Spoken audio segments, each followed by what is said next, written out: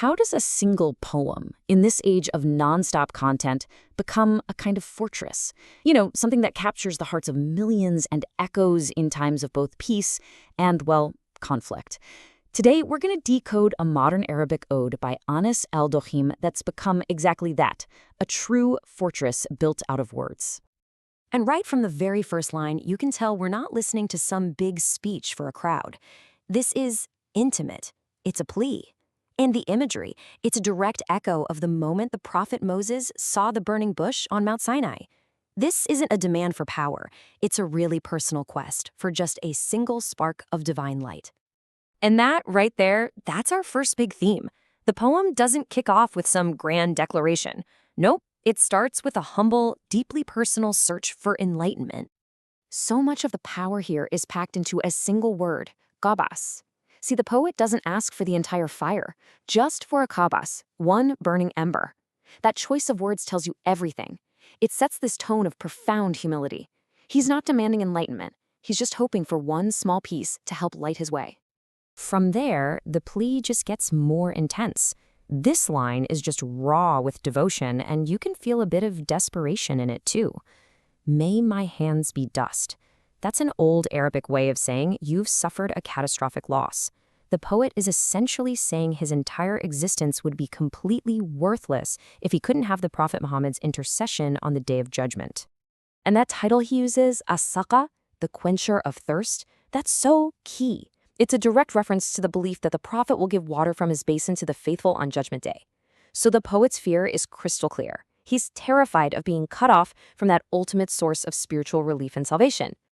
Okay, so after that incredibly personal opening, the poem kind of zooms out. It starts to grapple with this huge, age-old challenge. I mean, if you're trying to describe something you believe is truly divine, how can simple words ever really be enough? This is such a powerful metaphor. The poem says the prophet isn't just the figure you read about in a book. No, he is the book, written directly into the hearts of believers. He becomes the living text, and a follower's whole life is the act of trying to read and understand him. And what's so fascinating is that the poem openly admits its own failure. This is actually a classic theme in Islamic praise poetry, this idea that human language, no matter how beautiful you make it, is always going to fall short when you're trying to capture something truly divine. And the poet just lays it all out for us, failure by failure. He says even our most powerful tools, intense love, beautiful poetry, they're just not enough. The poets, they give it a shot. They leave their verses behind. But the person they're trying to praise remains somewhere else entirely, beyond their words and even beyond their silence. All right, get ready for a big tonal shift, because right here, the poem's whole vibe changes. It goes from that humble praise to this fiery, defiant defense.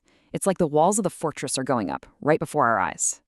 He starts by talking about the critics, and notice how he phrases it. They tried, and they ended. It's so blunt, so final. It's a completed action, a total failure. But it just hangs there for a second, waiting for the other shoe to drop. And here it is. While they were busy failing down on the ground, the prophet was rising, soaring so high that they couldn't even see him anymore. So their failure wasn't just a failure to attack, it was a failure to even comprehend what they were looking at. So you see, the poem isn't setting this up as a battle of equals. Not at all.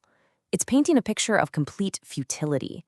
It's like the detractors are scrambling up a wall, but the person they're trying to reach is already soaring in the heavens. Their anger, the poem suggests, just comes from their own inability to reach that incredible height.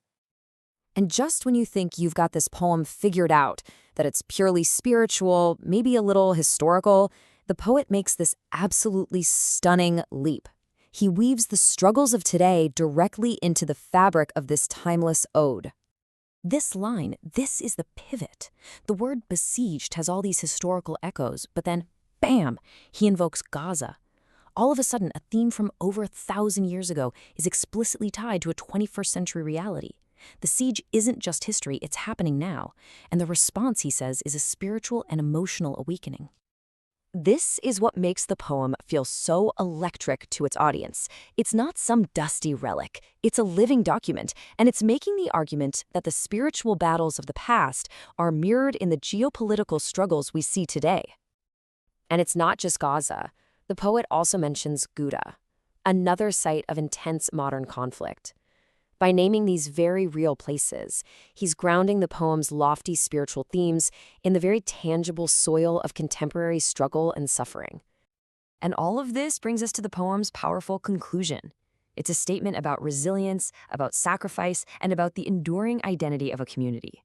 This is just an absolute declaration of resolve. The idea is that individual lives are less important than the survival of the creed, of the faith itself. It speaks to a willingness to endure incredible sacrifice and even destruction, all for the purpose of building something eternal. What a stunning visual, right? The poet gives us this stark contrast between red and white, but then he tells us they come from the exact same source, the glow of guidance. So the red of the sword, symbolizing struggle and sacrifice, and the white of the heart, symbolizing purity and faith, are both lit up by the same divine light. Finally, the poet ends with this incredible reference. He's praising the community, and he says its men are like historical heroes, and its women are like Al-Hansa. Now, by invoking her name, he's doing so much more than just calling them strong. He's giving them a legacy of poetic power, of eloquence, and of this legendary resilience in the face of unimaginable loss. And so we're left with this poem, through its personal pleas, its praise, its defiant defense, and its modern politics, it does way more than just tell a story. For its listeners, it actually builds a sanctuary, a fortress of identity, which leaves us all to wonder, what is it exactly that gives mere words the power to become a stronghold for the soul?